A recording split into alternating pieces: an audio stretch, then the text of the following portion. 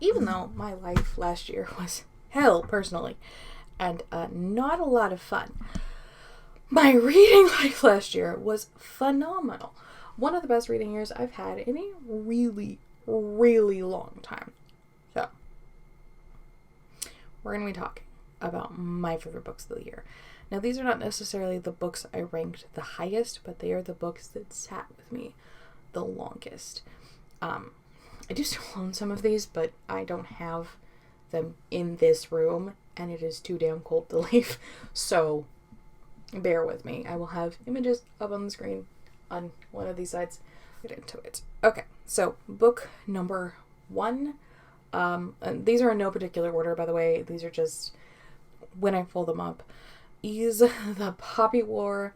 But this is future editing Libby here. Sorry about all the technical issues with this video. Anyway, I also have been having mic trouble. I got a new mic, so hopefully that will fix the issue. But anyway, what I'm talking about here is The Pppy Wars by R.F. Kuang, and I completely lost the audio to this somehow. I don't know how, but I don't have audio from my camera, I don't have audio from my audio about this one section. It's really frustrating. But anyway, so yeah, what I'm talking about here is The Pppy Wars by R.F. Kuang. And again, I'm sorry if I'm saying that incorrectly. It's incredible. Now, I have bought book 2. I haven't read book 2 yet. Because this is one of those books that like really sits with you and drums with you. I gave it 4 stars because it is a little intense. Now, for me, 4 and 5 stars are basically the same. And I need to read book 2. But book 1 is intense. Like, this is, I think, considered YA. It might be considered adult. But it is one of those books that's like, oh. You know how you can read a book and you're just like, so if they ever made this into a movie, it would be an instant R? Like, within the first couple of chapters, it would be an instant R. Because it's that intense. It's not really, I mean, there are violent parts of the book. A war is in the book. There are training montages. There are parts of the book that are just like, oh, you went there. Oh, you went there. Okay. A Death in Cobb County. This is at least new to me, I think this is only the 3rd. A Death in Cobb County by Annelise Ryan, something like that. This is the first book in a new cozy mystery series. So we have our protagonist, who is a cryptozoologist and runs an oddities shop. And then we have our hunky detective who shows up, and this is set in Michigan, which is not a place that I've read a lot of cozy mystery sets, so that's nice. And in this tiny little town on the coast of the lake, and somebody goes missing, and these people are showing up with bite marks on their bodies, and a detective comes to her because they think it is a lake monster. And this book is phenomenal. I want to read the rest of the series. I think there are 3 books out now. I could be wrong. I just stumbled into this at the library. This was not even like me trying to get this. But the Very Common Cozy Mystery author. It's a very good book. It's very cute. It's very fun. There is a lot of setup in it, so like keep that in mind. It is definitely like the first book in a long-term series kind of vibe. So we're setting up a lot of things. We're setting up characters. We're setting up stories. We're setting up the store as a character. We're setting up her like history. We're setting all of this stuff up.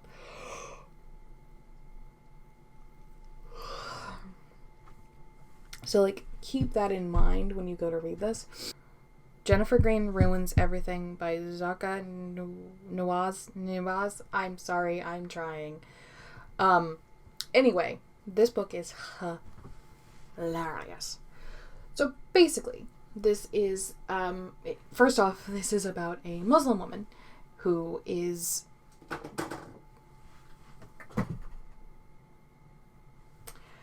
It's getting destructive. Anyway, it's about a Muslim woman who is bored and dealing with a faith struggle and just trying to make everything work. Okay?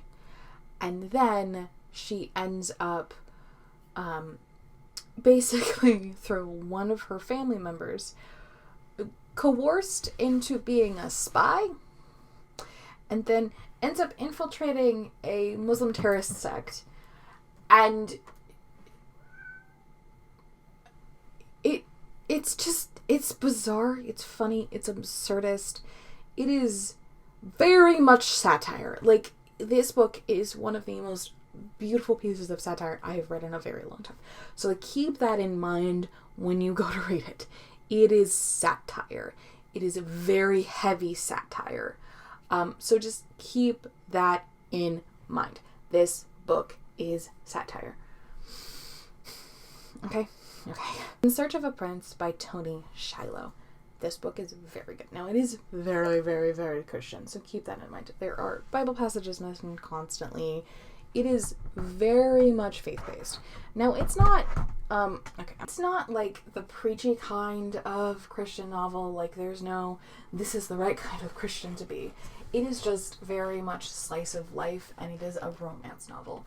So we have this young woman who, it also has like a lot of Princess Diary vibes. So we have this young woman who is in her 20s. She's a teacher in New York, and her mom, who is this like very sharp businesswoman, lawyer, professional lady person, ends up asking her to come to dinner and tells her that her dad, who she knows was born in a small kingdom in Africa, who died when she was very little, is actually the prince of the country, and now her grandfather is dying and he's the king, and she has to go and decide whether she is going to rule as monarch or abdicate the throne. And she had no idea that her dad was royal. She had no idea that her dad came from. She had an idea that her dad came from money, because after her dad died, she knew that her grandfather reached out to her mother, not as much as possible, but enough that he was sending child support. So she knew that they came from money, but she thought that they were like in the diamond business or something like that. She didn't think that they were, I think it was the diamond business. I might be wrong. I read this a long time ago. She didn't think that they were royalty. She thought that they were just rich. So that she could get the best education and go to the best schools, and like her mom wouldn't have to worry about paying for rent while she was going to school, that kind of thing. And her dad left because he had a big falling out with his father, and threatened to abdicate the throne, and then fled the country and fell in love with her mother, and then that created another big rift, and then he died. Okay. Now, she's in her late 20s, and her grandfather has cancer, and she has to decide if she's going to rule this country that she's never been in before. She's an American. She was born in New York. She's a teacher in New York. Like, she is an African American woman and is very much like trying to live the best life in that situation. And then her mom springs this on her, and she's to decide in 24 hours whether she's going to go to the country or not. And then when she gets there, she has to decide whether she is going to rule or not. By Omakatsu. Now, nobody warned me about Omakatsu. This woman can write. This woman also has a background in all of this kind of like stuff involving the things that she talks about, investigation and political upset and all of that. So the further is about so if you don't know, during World War II, there were concentration camps of Japanese Americans, both immigrants and American citizens. This is one of the most atrocious things that has ever happened in U.S. history. And this book digs into it, but it adds a sort of zombie virus on top of it. People are dying. So we have that going on, and then we have 4 or 5 other different people that we follow. It's a multi-POV novel, and it is very intense. It is one of the most emotional books I've read this year. I actually had to stop reading it at one point because it was just too heavy for me.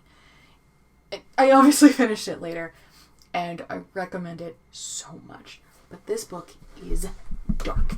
It is dark in tone. It is dark in content. It is heavy. And it is deeply heavy. And it should be. Like, this is exactly how we should be talking about things like the concentration camps that happened in the US. Like, we should be talking about them with this kind of heavy, infuriating language of just anger. Okay? And it is very obvious. And a lot of the stuff that happens connected to that is very real. And then there's other stuff surrounding that that's also going on in this. Go again, having my audio be stupid and ridiculous with me. So what I'm talking about here is Night's Edge by Liz Karen. This has been talked about a bunch. I believe it was also on the Goodreads Choice Awards. I can speak. And other such and so forth. I'm not sure. I know a lot of people talked about this, but it is really, really good. It's also very, very dark. So just, here we go again. This is just, I'm getting there. Anyway, so this is The Other Merlin by Rob Schneider. I hope I'm saying that right. And here are my thoughts. Hopefully they survived, unlike the last book. This is a King Arthur retelling, only Merlin is a woman. And it's a YA novel, and it is really, really good. So, in this world, magic runs in families, and Merlin is her father, but also her brother and her, because it's a surname. And she lives with her grandmother and her brother, and they're very, very poor. And her father is been disappeared for years and years and years and years. And they don't know where he is. And on top of that, while all of that's happening, in London, Prince Arthur is drunk and at a bar where there is a sword and a stone, and it's a drinking game to try and pull it out of the stone. One of the knights of the kingdom tries and pulls it out of the stone and doesn't work. Arthur just kind of walks over and just sort of casually lays against it and just somehow gets cheered into pulling it out of the stone. One thing leads to another, and he's there, and he lifts it out of the stone, and that's how our book starts. And it is very much like him trying to adjust to what his father, King Uther, is doing, and how that works, and all of that stuff, and make it all work. And it's good. It's good. It's very typical. It's YA fantasy romance, so keep that in mind. There's nothing new about this under the sun, but it's good. So, like, if you're in the mood for that, go ahead and read that. Okay. Now, I originally thought this book was a vampire book. I was wrong, but it's good. So, Royal Blood, which is the first in a series, I don't know how long the series is going to be, by Anna Coven, something like that. It is so we have an American girl whose dad is the Crown Prince of England, who is now the king, and she's a secret, kind of. And her mom has schizophrenia, so she's been raised in boarding schools and is mad about it, and has decided that the second that she turns 18, she can go live with her mom and then her life will be fixed. And she ends up going to England and living with her father and his wife and her stepsister. And then they go to a party and a boy dies. And that's all I'm giving you to walk into it. It's very much like American Royals. It's a drama. It's a romantic drama. And it is just good. It's good. I can't wait for book 2. Again, I thought this was a vampire novel, probably because it has blood in the title, and it kind of looks like the cover kind of looks vampire-y. But, I was happily surprised. It is YA, so keep that in mind. But it's very good. Not the Plan by Gia de Cadena. I hope I'm saying that right. Again, I'm sorry if I mispronounce anything. I'm really trying. Anyway, this book is good. So we have a woman who is so they work for, and it doesn't specify, but they're coded as Democrats. And she works for the president pro tem of the California Senate. Okay, so she works for the president pro tem, who is the highest ranking member of the Senate in California, who is going to launch his election to be in the Senate the federal Senate. So she is going to be a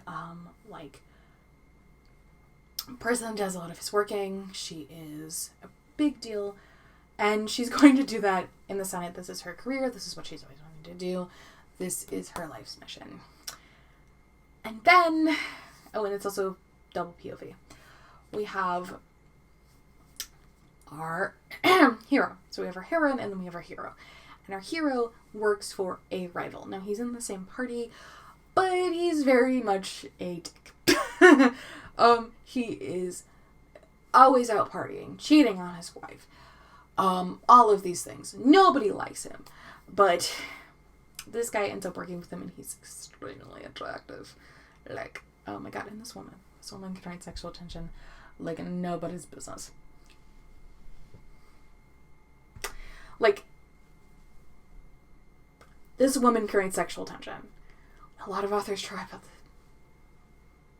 Like, literally, there's a scene with them in the beginning of the book where they're on a plane. She spilled a coffee on him, and they are just next to each other and talking. And the sexual tension in that scene, like, in a public place, all clothing is on, but the sexual tension is just fucking hot damn.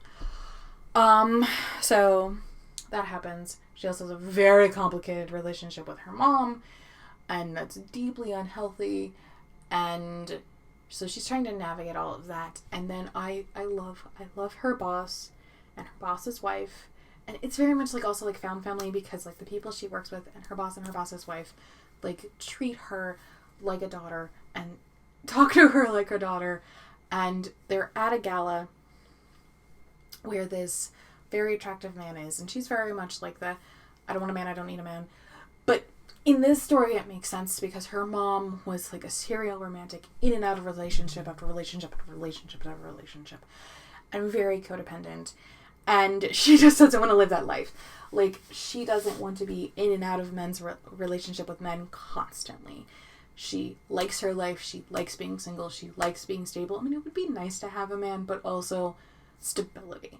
Like, she wants stability. That is her main goal in life, is being stable. So.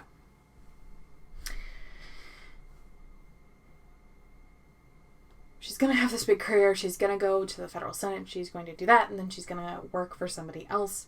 And it's going to be amazing. Her career is taking off, and she couldn't be happier because she's his chief of staff. And then this man comes in, and they're at this gala. And the wife of her boss is just like, I don't care, you deserve it.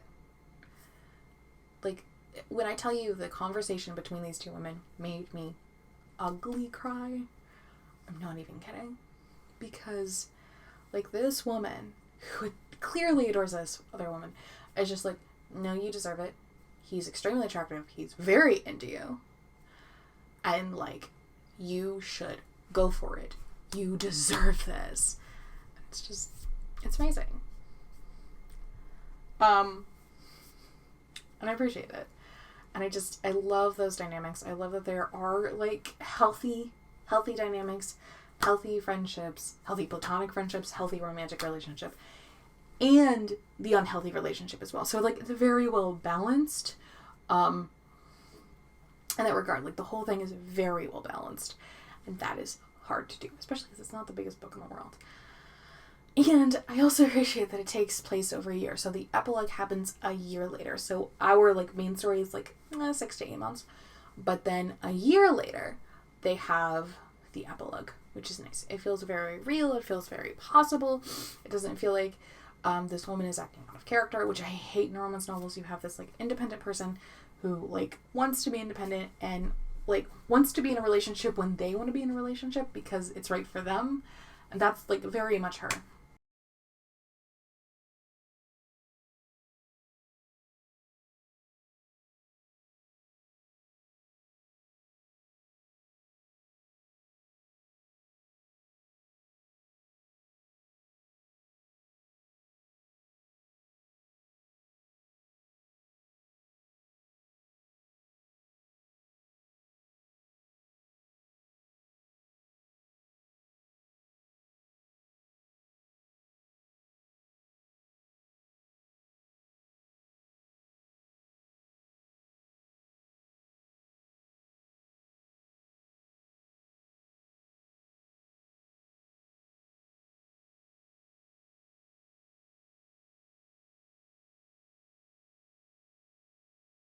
11/22/63 by Stephen King. This is Stephen King's Kennedy assassination novel. I can speak. And it's very good. It did take me like 4 months to read because it's Stephen King and very dense. But keep in mind, it's also very good. Okay, this is brilliant. So first off, Dr. Owubi is a medical doctor. She's a physician herself, and she wrote this romance novel. So I wanted to keep that in mind. So it's about a Ghanaian American woman who is, I think she's actually an immigrant. Her parents are definitely immigrants. And there's a lot about Ghanaian culture in here, which I love. Yay! Reading about new cultures. I'm in final year of medical school and about to go to her residency. And the book starts out with her asshole of a boyfriend breaking up with her.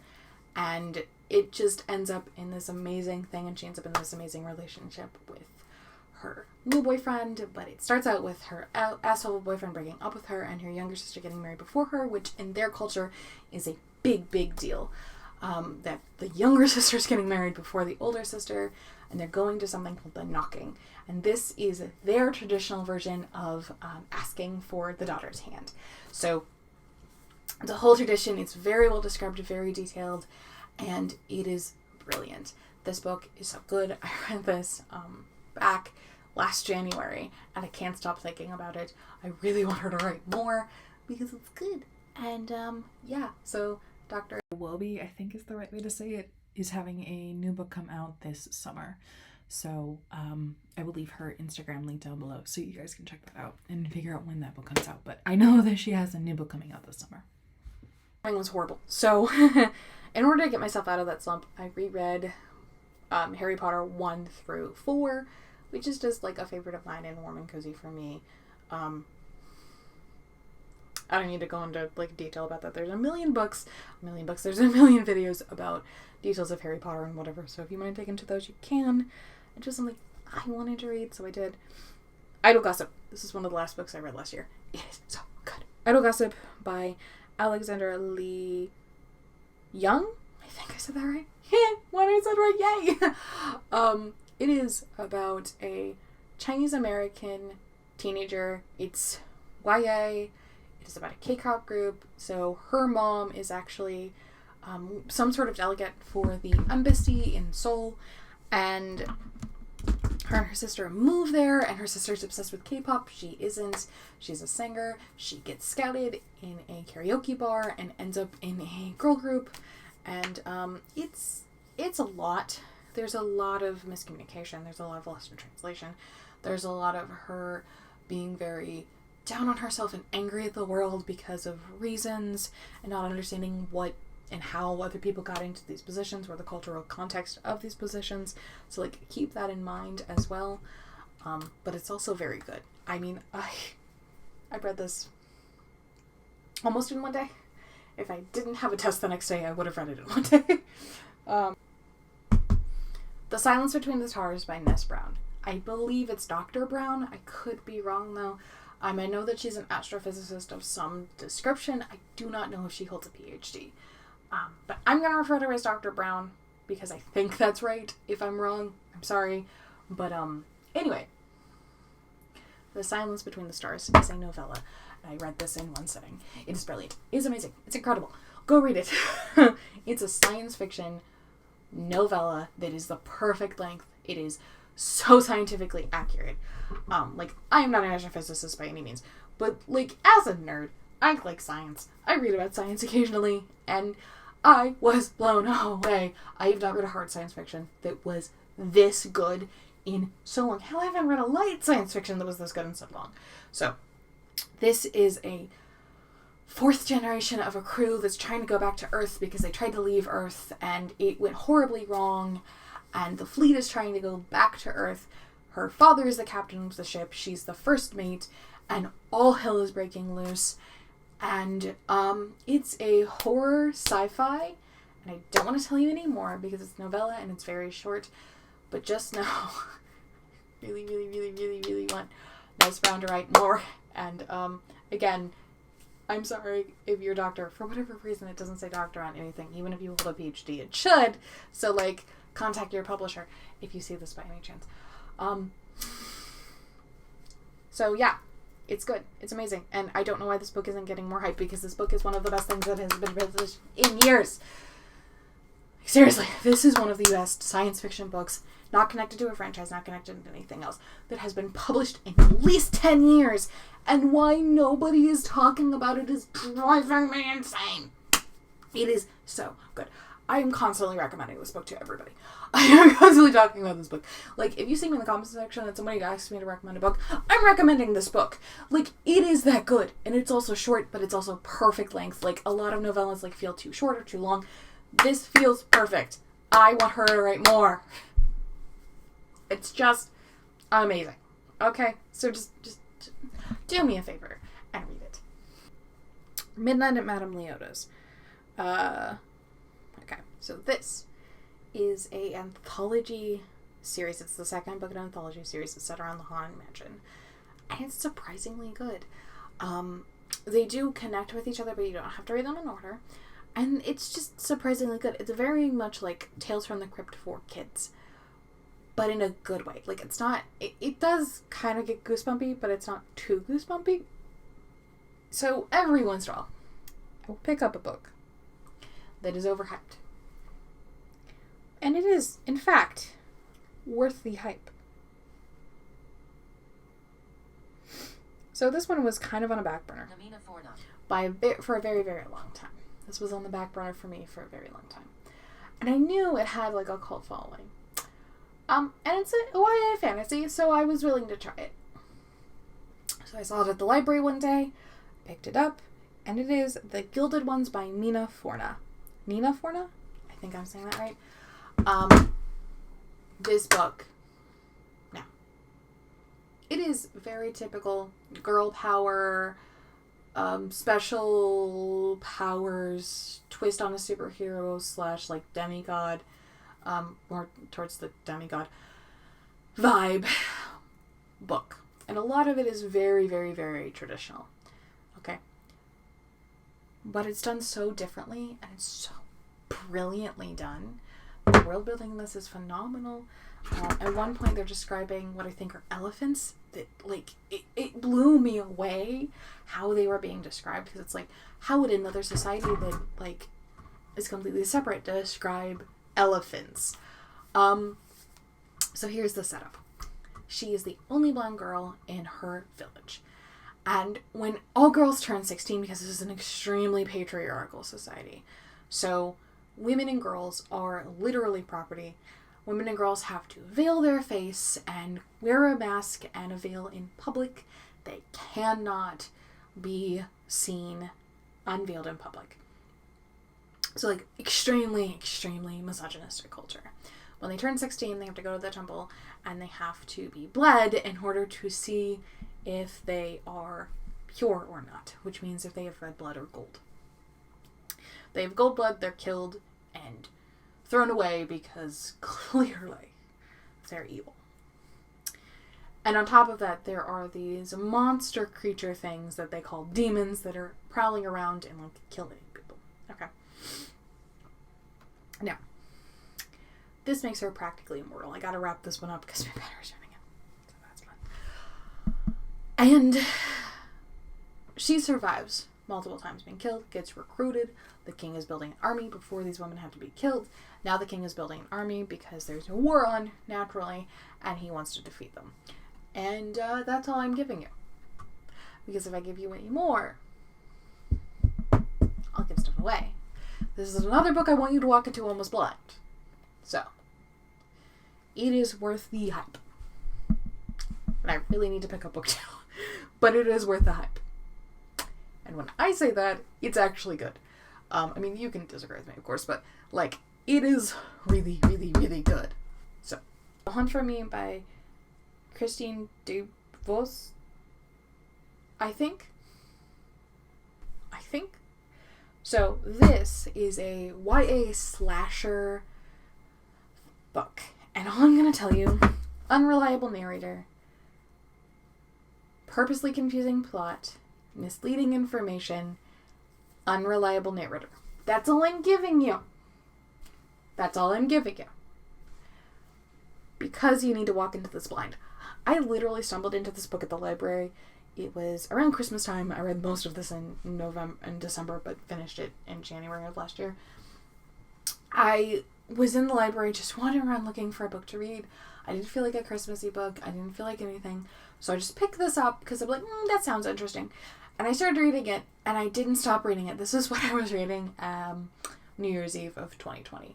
So, like, keep that in mind. That is how freaking good this book is. It is amazing. And I also don't know why it's not getting a lot of hype. But, again, that's all I'm giving you. I want you to walk into it blind. Okay, my final fiction book for this video. Then we get to go to nonfiction. So this is Ever After by F.T. Leisk, something like that. So, prototypical fantasy hero's quest story starts at the end. The literal first chapter, so I'm not giving you anything away, is the evil king getting beheaded by our hero with the magic sword and putting on the crown and declaring himself king. He's only going to declare himself king for a few days, and then he's going to abdicate once they go find the princess, and, like, all of that gets sorted, because he doesn't want to be king. But he's supposed to, like, reign in 1,000 years of peace and magic and all of these good things, right? Okay, so we have all of the, like, prototypical, like, types. We have the mage, we have the rogue, we have all of those things, and they're even labeled those things, okay? So, like, he will refer to himself as the chosen one, and not, like, in a snarky way, but, like, in, like, well, this is what the you know, this is what we're doing, and this is what the thing said, and all that kind of stuff. So they get to the tower where the princess is being held, and there's no guards, and that's not a good sign. Again, I'm talking about the first 2 chapters here, so, like, I'm not giving away spoilers. These might even be in the synopsis on the back of the book. And they go in, and there's a skeleton. So he's stuck being king, and a part of, like, the royal curse that's on the throne, naturally, is that once you become king, you have to take, or queen, you have to take a spouse within so long, or you die. So, he's now on a mad dash run to try and figure out which one of his friends he can marry, or some random person in the kingdom he can marry, and he's also in love with his best friend, who is the wizard, and doesn't want to admit that he's also in love with his best friend, who is the wizard, and one thing leads to another, and so on and so on. This book is hilarious. This book is a lot of fun. It is YA. It is Fade to Black, FYI, and it's cute. It's good. It's enjoyable. I like it. The Secret History of Home Economics by Dan Muldriner. This book is incredible. I know it doesn't sound like it's going to be amazing, groundbreaking, and incredible. It is. It's amazing. It's incredible. It's groundbreaking. She makes these people and these women feel like real flesh and blood people, doesn't shy away from the racism and the xenophobia and the eugenics that is involved in a lot of this. It is very, very good, and I highly, highly, highly recommend you pick it up. Okay. Jesus Through the Eyes of a Woman by Rebecca McLaughley. I'm sorry, I'm trying. I'm not very good at Irish names. It's good. It's about looking at women, looking at Christ through the eyes of the women in the Gospels. What these women thought about him in different aspects. And so gorgeously written. The prose are brilliant. I don't agree with all of her philosophy or theology or politics by any means. But it's so important, and I stress this so heavily, that we read books from people of other points of view. If you're not doing that, you're reading wrong. That is a hill I will die on, especially when it comes to nonfiction. And it's so important that we are reading people that are credible, that believe differently than we do. Because they might have valid opinions and valid ideas and valid concepts that we don't have and that we're not getting because we're only consuming and staying in an echo chamber. It is so important to seek and learn and listen to people outside of your bubble. Now, I will stop ranting about that, but I just find it really important, and occasionally I stumble into books like this. Like, I read a lot of bad Christian books. Trust me. I'm gonna make a whole video about that and, like, an archetype of it over on my Christian channel and talk about what makes a bad Christian book, what makes a good Christian book. This one's one of the good ones. Yes, I disagree with her. I disagree with her on a lot of points. I find points that she did that were blatantly wrong. I have a literal full, like, ring notebook, one subject ring notebook, almost full of notes from this book. It is that good. It's phenomenal.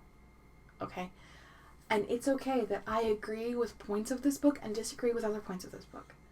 That's important. It's important to learn how to do that. And anyone that's telling you not to do that is telling you to research wrong. Okay, then we have The Books That Went to War by Mara Glopman-Minton, I think.